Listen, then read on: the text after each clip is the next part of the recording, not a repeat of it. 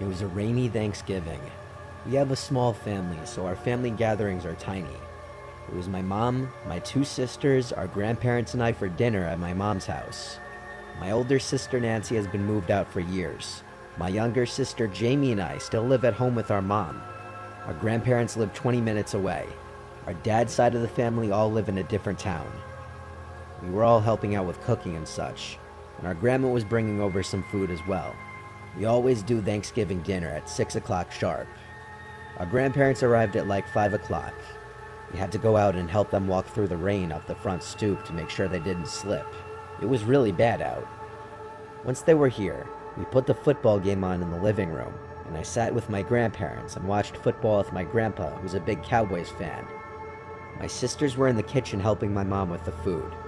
The rainstorm created for a more comfortable and relaxing Thanksgiving evening. That is, at first. When it was time to set the table, I went to help. We were all at the table by 6 o'clock as per the usual. We had a giant selection of food for the small amount of people we were. Turkey, leg of lamb, potatoes, stuffing, corn, cranberry sauce, cornbread, and more food I'm probably forgetting. We were all at the table eating, drinking wine, and talking before we migrated to the living room, where there we all watched the football game. Then, sometime before the game ended, the doorbell rang. It was still pouring outside, and we weren't expecting anyone else. Our mom said, "Oh no, what if that's your father?"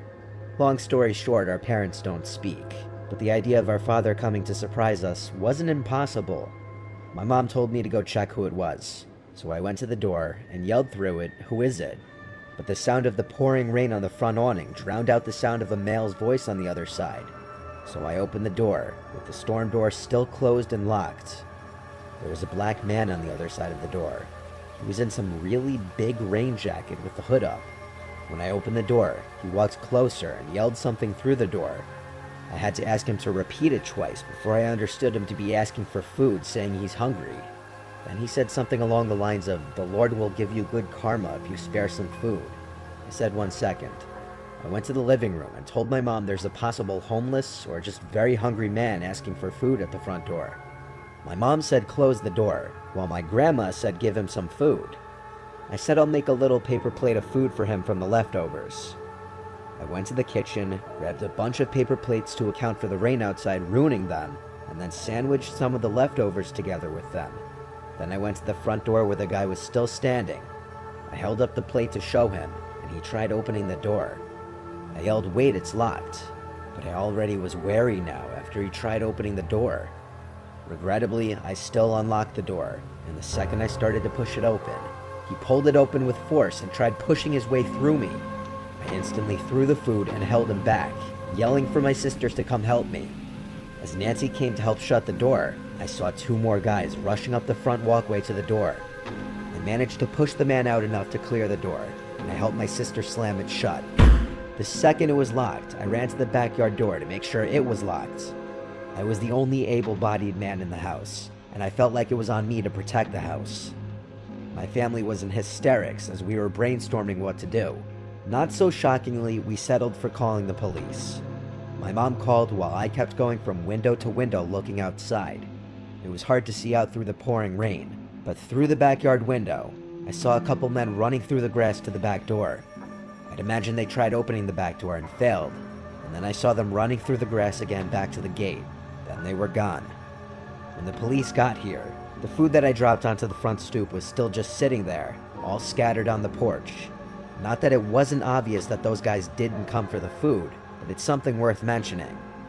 Our Thanksgiving was almost turned into a complete nightmare if it weren't for my and my sister's quick reactions. I know my grandma had her heart in the right place, wanting to help the seemingly needy, and I was influenced by her. But unfortunately, we live in a world where sometimes trying to do the right thing could bite you in the ass. We installed the doorbell camera soon after this.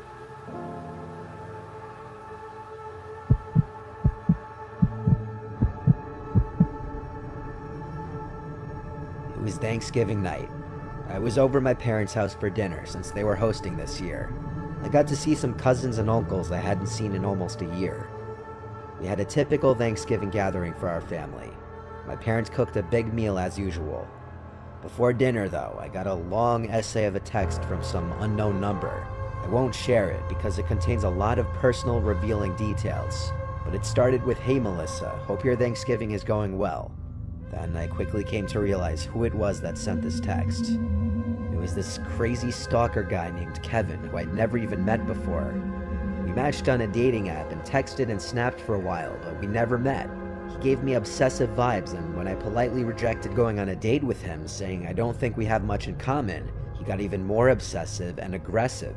He even threatened me one time when I posted a Snap story of my friend and I getting drinks, because he thought I was on a date with a guy. That was when I blocked him on everything, Snapchat, Instagram, and his number.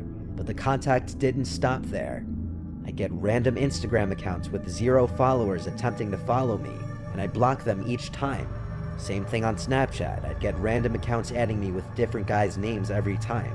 Whenever I'd add them back out of curiosity, their Snap scores were always 0. After reading the entire message, I was disgusted. He was gaslighting me and borderline threatening me. I replied, "If you keep contacting me, I will go to the police." It took so long to form a reply I was okay with that my grandma got annoyed and asked me to put my phone away. It was only out of sight and out of mind for maybe half an hour before I got another text from another random number. It was another essay. I didn't want to completely ruin my mood and be on my phone dealing with this when I was with family. I put my phone away and just tried to focus on being a part of the conversation. When family started to leave and things started to slow down, I checked the text, and it was disturbing. It was longer than the first one, and it was him berating me and insulting me the entire time, acting like the entitled, narcissistic sociopath that he clearly is. When there was just a small amount of my family left, I showed them the texts, and they were appalled. My mom wanted me to go to the police the next day to report him for harassment, which I planned on doing. I soon left my parents' house to go home to my apartment. My apartment is the lower floor of a 2-family house. My friend Chelsea is my roommate in the apartment. I got home before her, and I went straight to my room to look for Christmas movies to watch. My phone started ringing, and it said unknown caller. I knew it was him. I denied it and silenced my phone. I put on some silly rom-com Christmas movie to fall asleep to. It was called Surviving Christmas. All I remember about it is that it had James Gandolfini in it. It was late at night, so I didn't plan on making it through the movie. I was getting sleepy halfway through the movie when I heard walking from outside my room in the house. It was in the apartment, not from upstairs, so I assumed it was Chelsea getting home from her night with her family. The footsteps came straight to my door, then someone attempted to open my door. I always lock my bedroom door at night, even though I trust Chelsea. It's just a natural habit I have. I paused the movie and listened as the doorknob turned a few more times. Before I yelled, "Chelsea?" Then it stopped. I heard quiet footsteps walking away from the door. I grabbed my phone, about to call Chelsea, and I saw a bunch of texts on my screen from a third random number. The most alarming one was a threat saying, "Good thing you made it obvious where you live." I tried calling Chelsea like 5 times, but she never picked up. I called my parents a bunch of times until my dad picked up. I whispered into the phone that I think that crazy stalker was in the house. My dad said to stay put. He was coming over right away. We lived 10 minutes away from each other, but he made it to me in 5. That's how fast he drove here. During that time, I stayed on the phone with my dad the whole time until Chelsea called me back. And that's when she told me that she wasn't coming back to the apartment tonight, so it for sure was not her. When my dad got here, the front door was locked. I had to let him in. I swore to him that I wasn't imagining what happened, and so after we tore the place upside down, he went to the big sliding window by the kitchen, big enough that anyone could fit through, and he lifted it open. He turned to me and gave me a stare of disappointment. He scolded me after learning that I didn't lock the windows every night, and said, "Here's my answer on how someone got in here." I went back home with him and slept at home that night. First thing in the morning, my dad took me to the county court's office where they gave us step-by-step instructions for getting a temporary restraining order. Skipping most of the legal process of this story, I eventually did see Kevin in person when I had to go to court to get the restraining order extended. The judge granted the extension, and though I could never prove he broke into my apartment, his threatening texts were plenty, and if he ever contacts me again through any outlets, he'd be arrested. This was a truly dangerous man, and I hope he hasn't found anyone else to harass.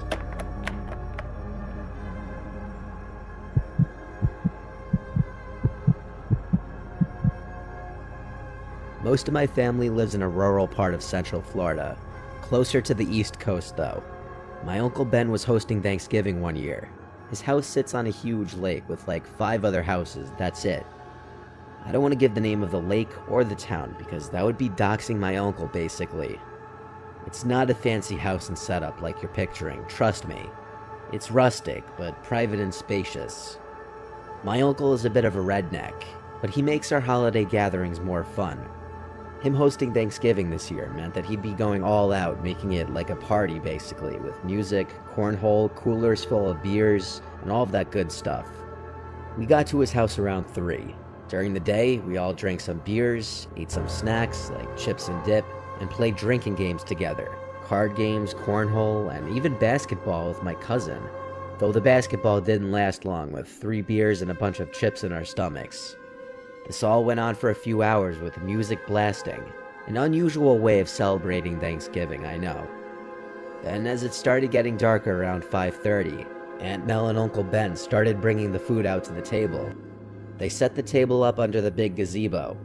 It was around sunset when everything was set up and we were all eating. The gazebo has lights, so when it got really dark, the lights turned on. By 6 o'clock, it was basically pitch black out. My uncle's probably the only one alive who insists on doing Thanksgiving dinner outside, but we all enjoy it. It makes it more fun. The fun soon ended though. My cousin suddenly pointed out past me to the woods, saying, "Dad, who's that?" Uncle Ben turned around and said, "Who the hell?" There was someone standing out in front of the woods like a statue, watching us eat. Uncle Ben stood up and started walking over to the guy standing by the woods, and then he yelled, "Can I help you with something?" I'd say he was about halfway to the woods when the guy turned around and ran into the woods. Uncle Ben turned around and laughed. He was definitely drunk by this point, finding humor in this. He said must be one of the local nuts as he came back to the table to sit. My Aunt Mel was not as amused, and I kind of agreed with her. That was creepy. My dad joked that between all the men here, there's nothing to worry about. The lightheartedness of this did not last though. This time I spotted the guy. He was standing by the woods again, though closer to the lake this time. I pointed it out to everyone. My uncle got up, pissed off this time. He started marching over again, yelling and taunting the guy. His drunkenness was really starting to show now, just in the way he was confronting the trespasser. But then we noticed there was another guy in the woods, on the complete opposite side of the yard. And when the one guy that Uncle Ben was approaching ran into the woods again, the other one stayed put. As Uncle Ben came back to the table, he said there's another one. So my cousin, myself, and my dad all got up now, ready to help my uncle confront these people. And with that, the second guy ran into the woods. By this point, we decided it was time to clean up. We started all cleaning the table and bringing plates and food inside to the kitchen. When everything was cleared out of the gazebo, we all sat inside the living room. Uncle Ben left the lights on outside, because I know he and Aunt Mel were on high alert with people running around their property being creeps. They didn't look like kids, that was the thing. And who would do this on Thanksgiving is the question. Our accepted theory was at the time that it was just some drunk older teens or young 20-year-olds with no family gatherings messing around being assholes. Eventually I wanted to grab another beer, which was in the cooler outside still. As I got up, Uncle Ben and my dad both asked me to grab one too. So I went outside and walked over to the gazebo. I made it to the cooler, suddenly feeling really uneasy. The gazebo light was off now. I looked around, analyzing my surroundings. I grabbed as many beers as I could hold, just so I wouldn't have to come back out here again. Then I started walking back to the house, and I heard one of the chairs under the gazebo sliding on the concrete. I turned around, and there was someone under the gazebo, walking around the table. He looked massively tall, like 6'5". I started yelling for Uncle Ben as I ran back to the house. He, along with my dad, came out, and I said there's a guy over there. And then, as if someone else was responding to me saying that, There was a banging from the other side of the house, like someone was hitting the siding with their hand. Seeing my uncle and my dad genuinely frightened made me frightened too. We went inside, and Uncle Ben locked the door. We didn't know how many people were outside of the house, but we felt like the house was surrounded. And Aunt Mel started shutting every last curtain and blind in the house because we felt like we were being watched from the outside. Uncle Ben called the police, which was a first. It felt completely out of character for him to involve the police in anything. He was only on the phone with them for like 5 to 10 minutes. Then we waited in the living room, with clear tensions and unease in the room. There was this quick and sudden loud bang on the glass, followed by a window in the kitchen completely shattering. Aunt Mel yelled at Uncle Ben to go get the old rifle from the closet. He yelled back the thing hadn't been loaded in years. Luckily, the police response time was pretty good. A singular beep of the siren from the police car outside let us know he arrived. One of the people outside had thrown a brick through the window with a note attached to it, saying, "Leave now, you fucking fitments," which felt like a threat. His Trump flag was also missing the next day, which created the possibility of those people's motives being political. That's really the most realistic theory, because unless my aunt, uncle, and cousin are secretly the worst neighbors ever, I see no other reason why their house would be a target for something like this. On Thanksgiving, nonetheless. There really are some sickos out there.